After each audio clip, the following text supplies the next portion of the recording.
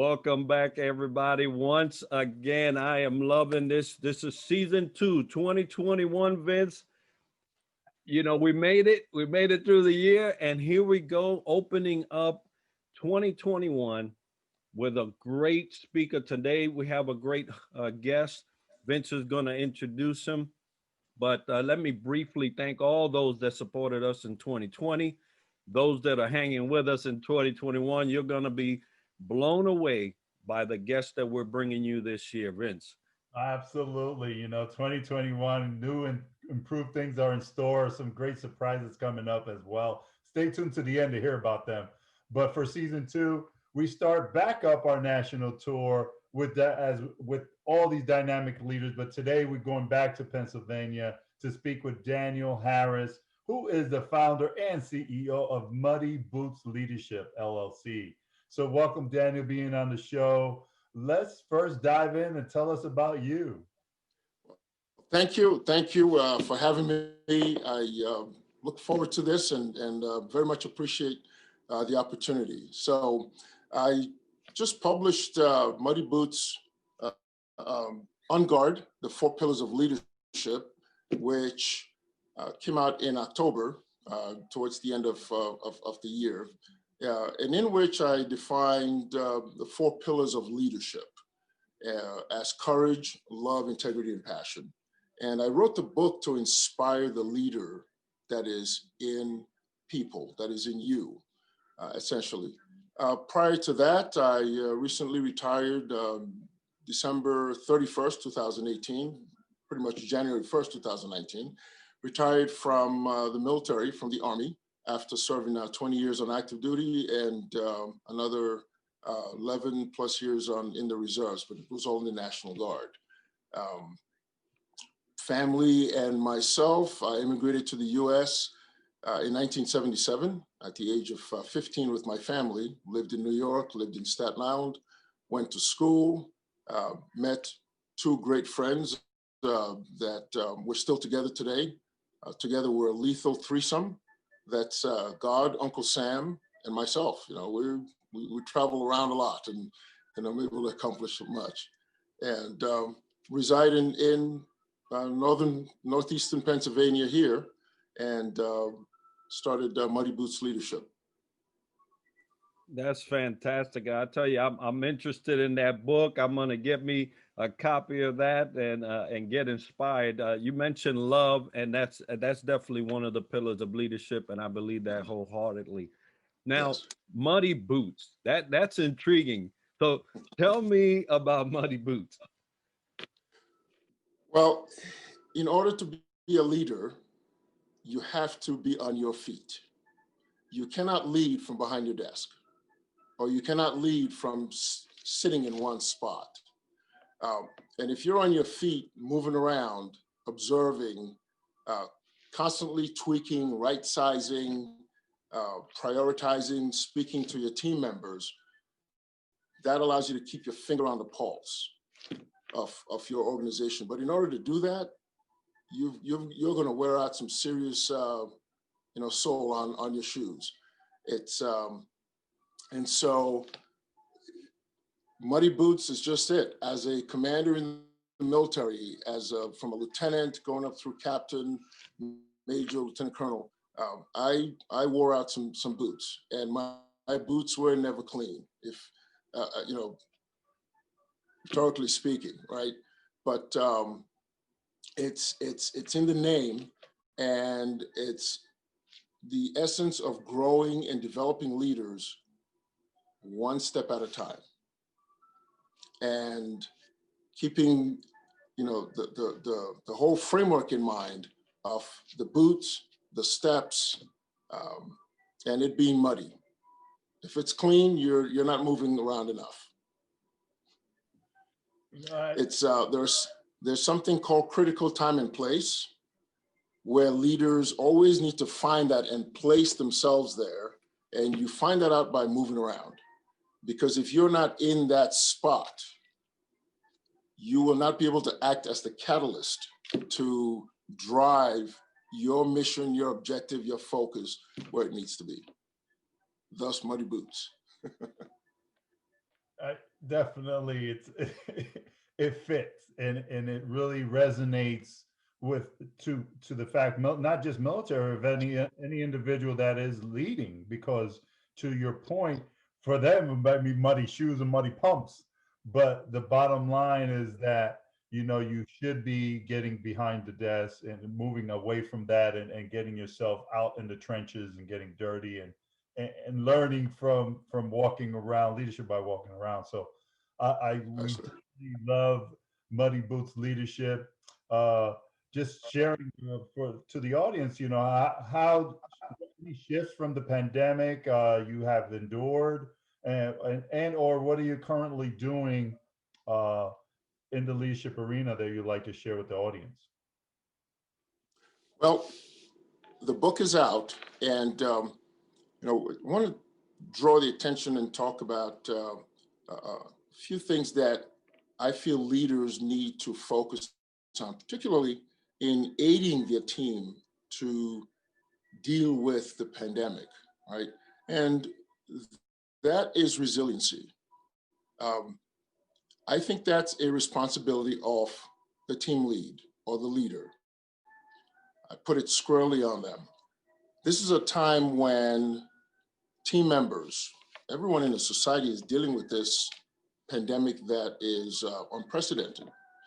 And so, how does a team leader manage to still do work seamlessly while their members who pull the levers, push the buttons, do the work, are dealing with so many other issues, to include the team leader themselves, right?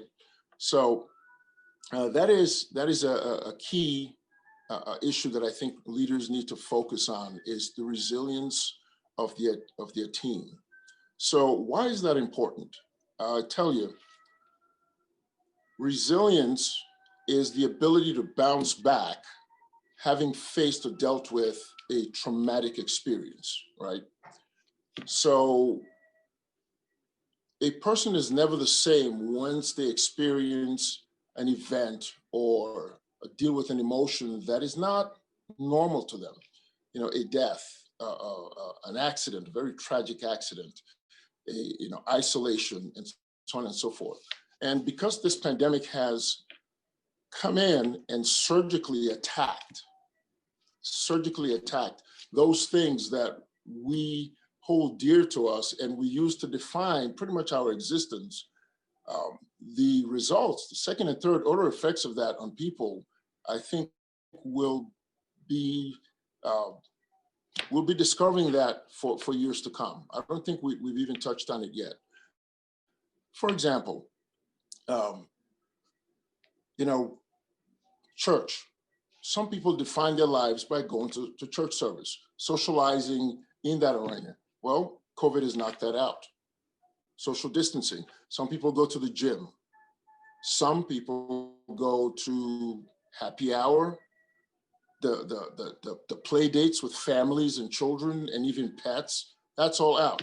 So, and you're now relegated to being in isolation by yourself. Some loved ones and family members have had to pass away by themselves without people being around their beds or even visiting them in the hospital. That is very traumatic. It's a very emotional time, and it's very difficult for people. So I say, and then losing jobs, losing homes, losing all of those things that people used to define themselves. You not only have the loss of loved ones and the feeling of isolation, then there is the loss of profession, your work, et cetera, et cetera. Um, it's a very tough time for people, and I think psychiatrists will be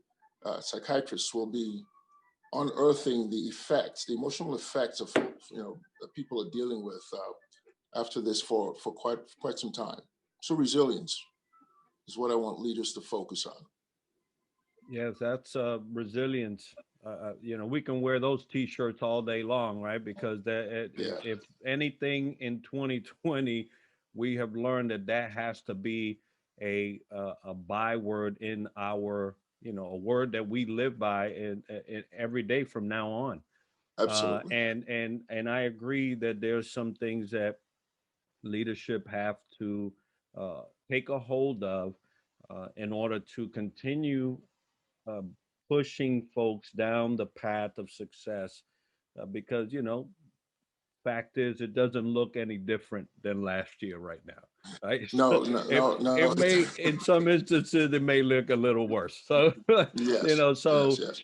so yeah, no, I love your philosophy behind Muddy Boots. I mean, you're talking Muddy Boots, and I'm like, yeah, and I was one, and I'm sure Vincent, I spent a lot of time shining them boots, just That's to right. look a That's right. particular part, right? But Right.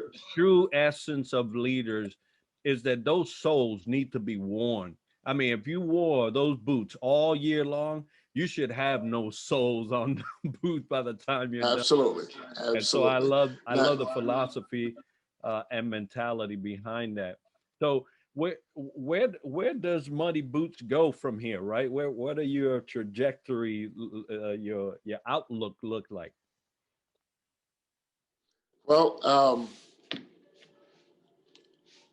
a number of things. So Muddy Boots grows and develop leaders, right? The essence is growth. Um, Leaders need to continuously grow and continuously learn. At Fort Leonard Wood, when I was there in the late 80s, we used to call it Fort Lost in the Woods Misery, because that's exactly what it was. It is about 150 miles away from St. Louis. And, it takes a while to leave there. I think the Mark Twain National Forest is the backdrop of the fort. And there was just nothing out there at the time. But I remember this in one of the buildings. And there's a saying that said, the point on the thermostat where it's neither hot nor cold is called the comfort zone. Over here, we call it the dead zone. If you find yourself being comfortable, get out, okay? Because when you're comfortable, a number of things happen, both rhetorically and figuratively. You stop being creative, you stop being innovative, you're comfortable. And the reason why we don't want you in the dead zone, in that comfort zone, is because when you stop moving, you become fixed. And whenever you're fixed, an infantryman knows this, whenever you're fixed, it means you're in the crosshairs of somebody's weapon. Okay? You don't want to be fixed. 3 to 5 seconds is all they need to squeeze that trigger and you are out. So do not be comfortable. And in order not to be comfortable means you're constantly growing and developing. You're constantly doing those things to sharpen and hone your skills, both as a leader and also in your competencies. So that is what I preach to my clients, to the folks that I talk to. Pay attention to those areas in your sphere where you think you've arrived and you want to get comfortable. There's always a better way to fix the widget. There's always room for improvement. Whenever you fix the widget and you look at it, you can build it a better way. And once you get a product and you look at it, you can always build it a better way. Continuous process improvements, both for what it is you're doing as well as for yourself. So key, diversifying, leaders need to diversify their toolboxes, okay? There's a saying that if the hammer is the only tool in your toolbox, then you're forced to treat every problem like a nail, right? And we all know that there's a variety and different sizes and shapes of problems out there. Some problems only require a screwdriver or a thumbtack or a staple. And then there are other problems that require a jackhammer and a chainsaw, right? But if you are a leader that doesn't have a diversified toolbox with only one tool in there, whenever you meet those various types of problems, guess what? You're going to leverage the tool that you have. And I submit that that's not very effective. So growth, development, constantly broadening the set of tools that you keep on your shoulder, that proverbial leadership tool bag. Whenever you read a book, whenever you read a magazine, you hear a quotation, you watch a program, you listen to a podcast, there are golden nuggets there that you can squirrel away in that bag. Because trust me, as you're moving around, walking around your organization, you will be able to leverage some of those assets that you've acquired. Definitely. So speaking of growth and development, which is a catalyst to any leader's a success, not as an individual, but for the team. We now diving in, so excited to hear about your own personal development now. So let's transition into the leadership questions and talk a little bit now first about what professional development areas do you work on to improve your capabilities as a leader? Well, something that I still practice, and I talked to my junior commanders when I was a commander about this. In fact, I required this of my commanders, two things, and that was to carve out time to read, and also to carve out time to think. They're two different things. So the reading part is that continuous process improvement, reading about your profession, about your competencies. A great number of publications are out there. Again, like I said, information from podcasts, from television programs, okay? You need to have a separate time where you read and get into that material. It helps to keep you on the edge of your game. Make time to think. And I call this the time where you sit with your favorite vice, okay? Could be a coffee, cup of coffee, tea, scotch, milk, whatever it is you engage in, or a cigar, but have that time where you do nothing else but think about your profession and how you can do it differently, how you can improve upon your processes, what it is you're doing. Those things don't happen by chance. You have to put thought into it. And that's when, the wellspring of creativity opens up, and you begin to think differently on how to do your work and how to approach certain things, having had the luxury of sitting down and thinking about it. So I required this of my commanders. I said, you need to make time to think. You need to make time to read. And I would share the books on leadership, mostly, that I would want them to read, and puts us all on the same page. Very, very important is those two things that I do to keep myself sharpened. Prioritizing. I call it my rucksack, and everything that we have or deal with in life, I break it down into three areas. You got big rocks, you have medium rocks, and you got small rocks. Okay, the big rocks are the things that matter, things that you need to focus on, right? There's your family, this profession, your children, et cetera, et cetera. And you got the medium rocks, those things that's kind of fall in between there, certain initiative types, et cetera. And then there's the small rocks or granules of sand. That's where you're breaking out with the video game, or you're going to the, to have drinks with the guys and the gals. So all the time I would ask, what size rocks do you have in your rucksack? Okay. And the big rocks are big because they're heavy. These are big ticket items. Okay. Pay attention to how you pack that rucksack, because if you fill it in with the small rocks, there'll be little room left for the big rocks and the medium rocks. Always pack your big rocks first.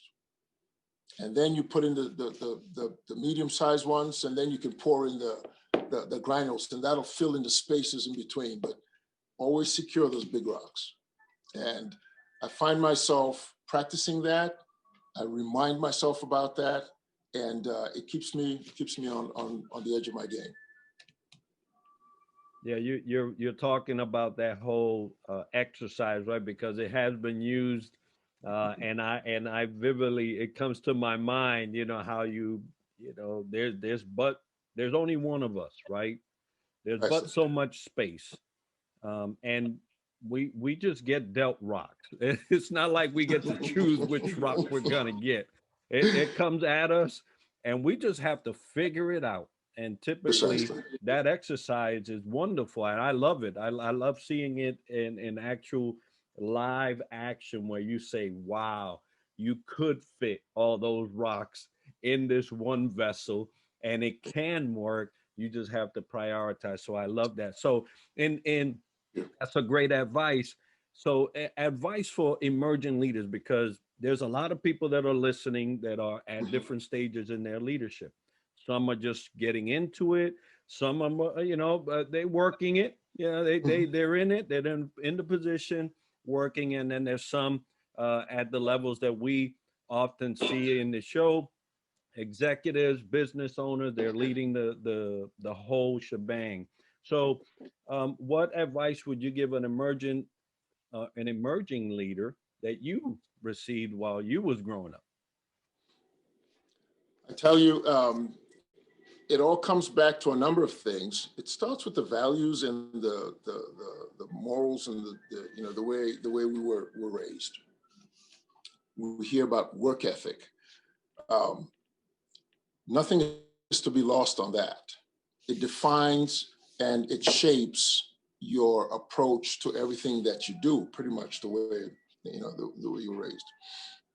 In terms of um, discussion with emergent leaders, I teach graduate school and I have graduate students in organizational leadership, and many of these young men and women are supervisors, some are managers in their respective jobs.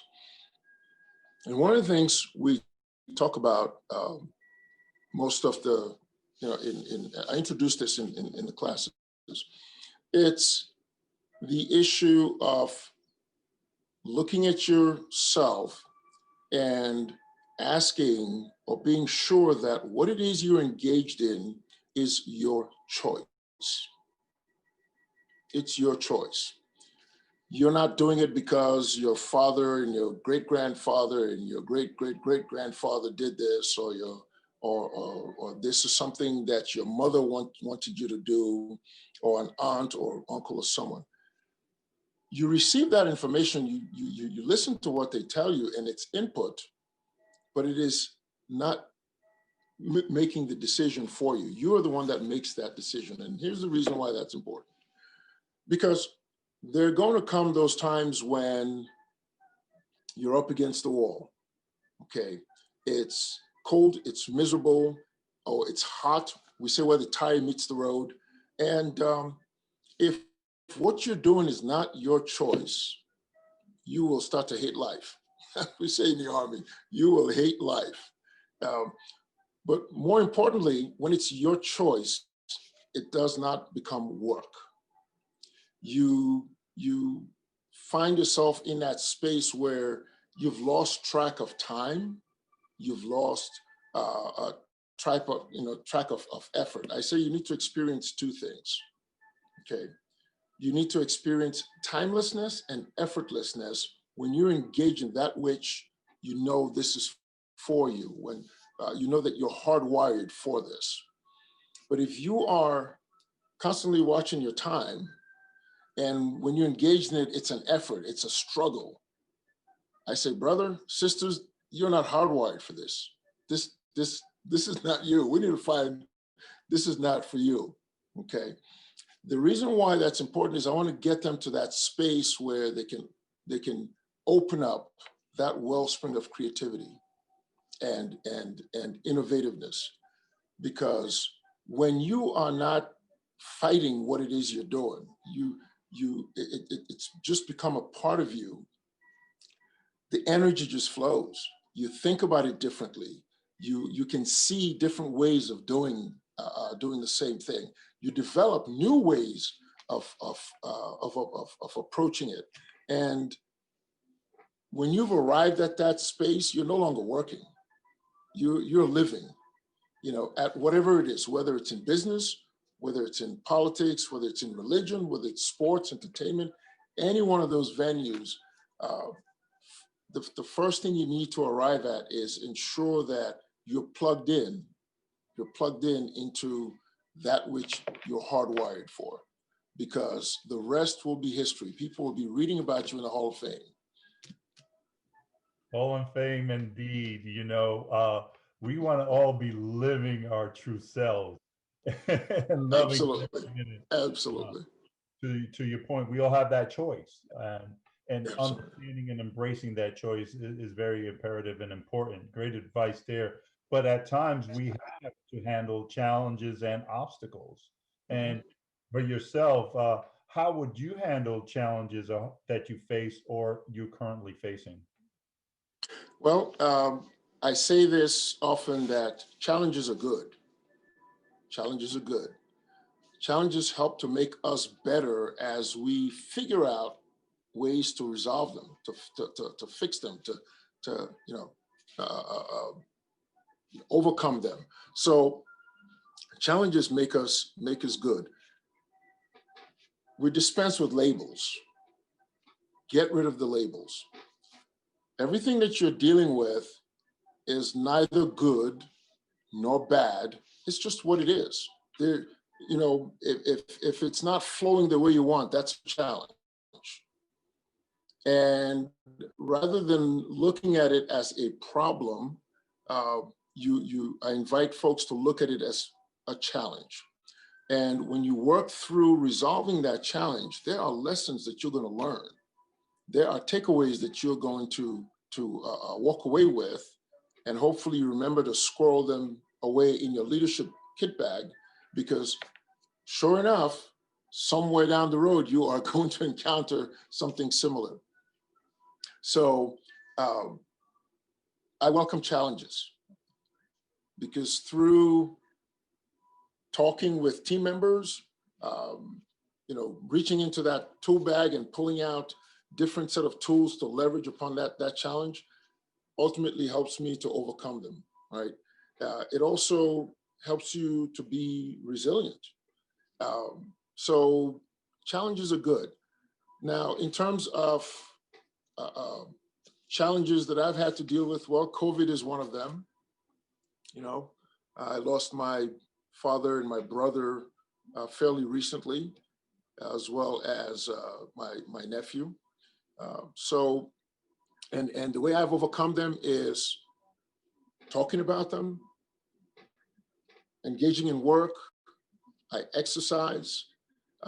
There are a number of things you can still do, even though we're locked within the confines of COVID and having to exercise COVID-related protocols. But they're not going to go away. Embrace it. And as we say in the military, embrace the suck. It's a suck. It's going to come, but it is not a showstopper. It should not stop you. You can walk away from it. You can take a break from it, but immediately engage it, re-engage, and at some point, once you've burned enough gray matter at it, it begins to unfold.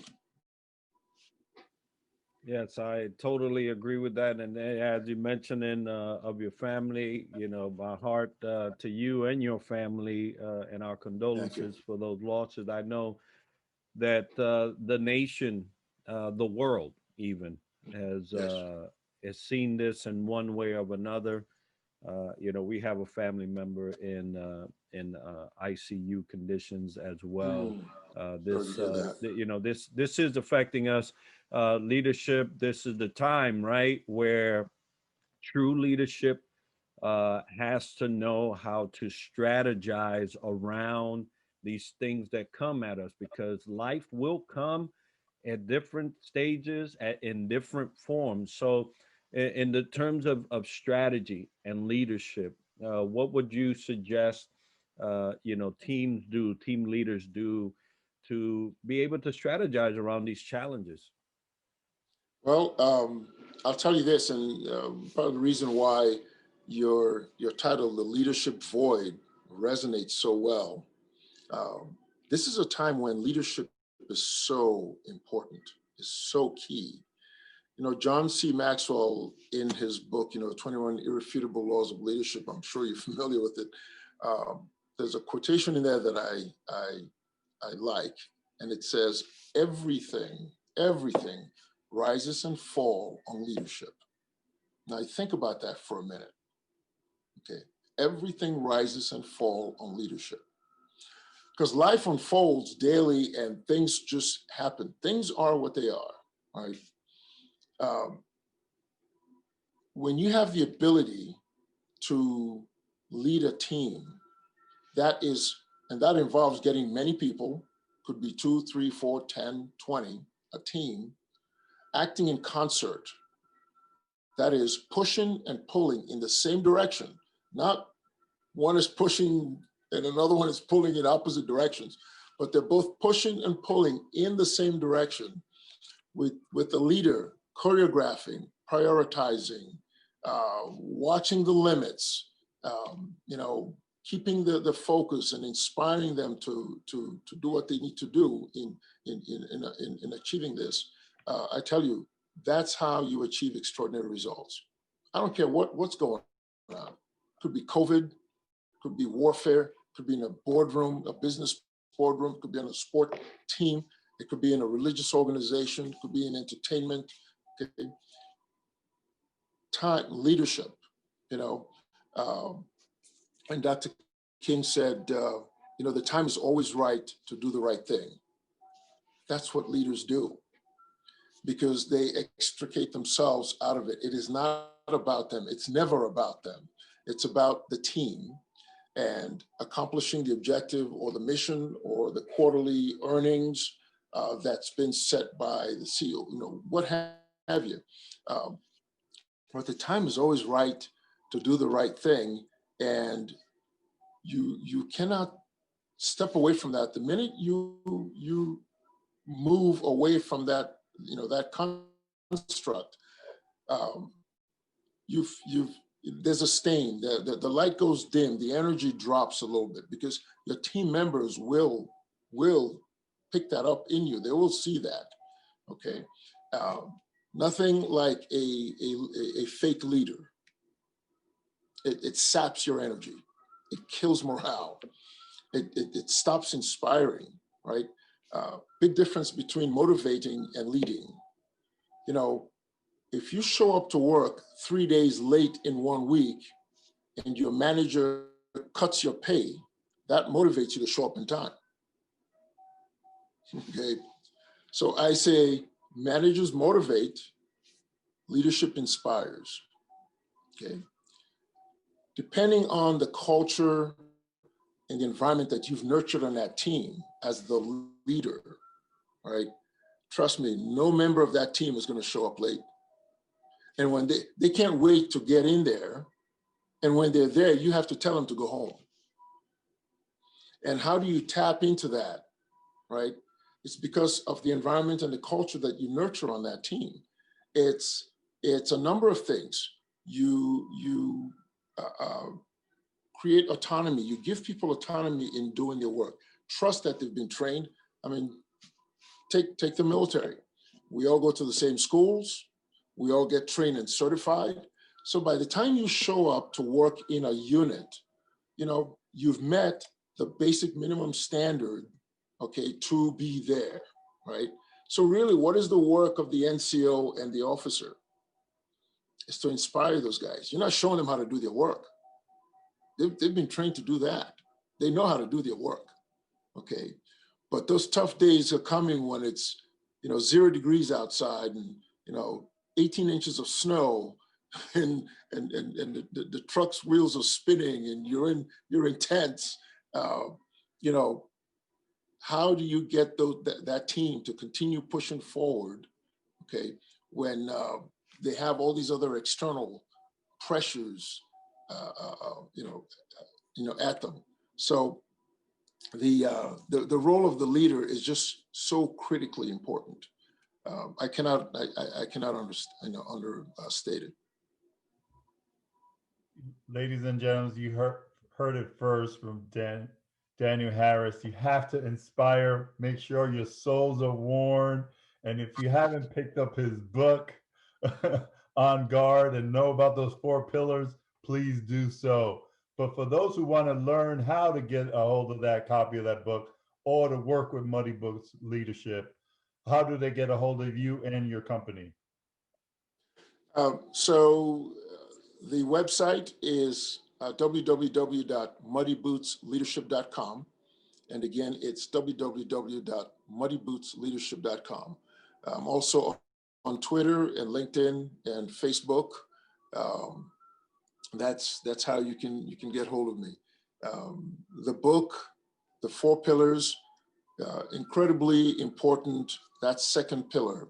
So the acronym is CLIP, CLIP, which stands for courage, love, integrity, and passion. Okay. I invite leaders to immerse themselves in the concept and lead with love. And to clarify it a little bit, it's, agape love, the love, brotherly love, not the love between a man and a woman. It's the love that was exhibited by the man Christ, by Gandhi, by Mother Teresa, Martin Luther King, just to bring it, to present day names and figures, right? When you are leading with love, okay, your team feels that. They see that. It's genuine. It's inspiring. And the book hopefully gets that across. That's a takeaway that I want people to have, because once you tap into that, it is very intense. Once you tap into that, if you and think through history, many leaders have fallen on your sword, and it's because of that love component. Martin Luther King, when he was standing on that balcony, and in his sermon the night before, he was told about being, the threats on his life and being shot. And what did he say? It doesn't matter anymore. It does not matter anymore. Okay. His objective and his focus was on what he was doing. Jesus Christ, Gandhi, with all the threats from the British authorities to stop leading and talking, inspiring the people, he said, it doesn't matter. They were willing to fall on their swords. And that's what happens when, so I tell folks, be careful, because once that bites you, there is no stopping you, okay? And it is okay with you. You internalize it, and it's okay to follow my sword. It is that serious, and it becomes that intense. Yeah, I believe that wholeheartedly. It's definitely one of the pillars of my leadership, and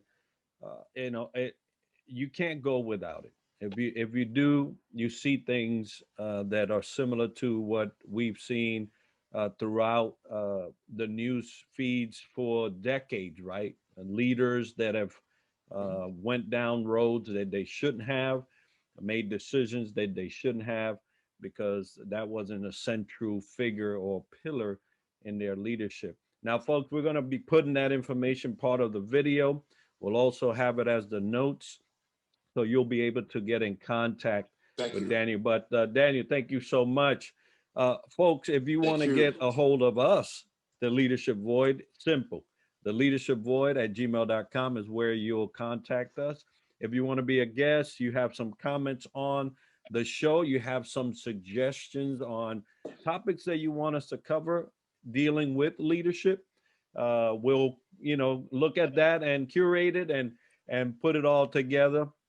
But that's where you'll contact us. Vince, it has been such a pleasure to hear Danny speak, and I'm just so happy that we started the year with him. Thank you, Danny. I really appreciate you. Thank you for having me. And I would like to add, season 2, we started out with Muddy Boots Leadership, Daniel Harris, and we're just flabbergasted of all the information and pearls of wisdom you shared. So again, accolades and thank you for opening us up in a great way in season 2.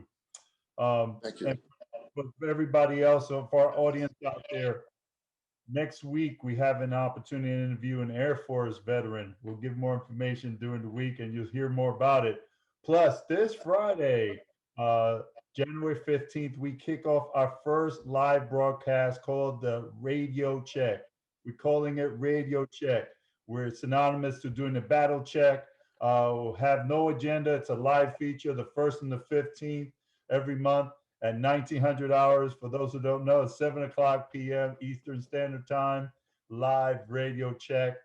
And lastly, trying to reach 100 subscribers. We're at 63.